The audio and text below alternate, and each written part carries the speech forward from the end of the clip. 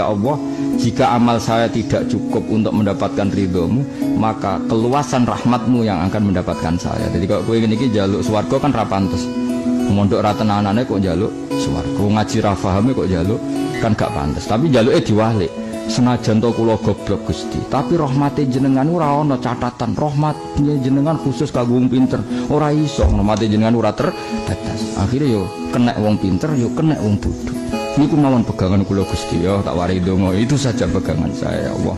Maka dengan ini Allahumma illam akun ahlan an ablugha rahmataka fa rahmatuka ahlun an tablughani. Jika amal saya tidak cukup untuk mendapatkan ridhomu, maka rahmatmu menjadi cukup.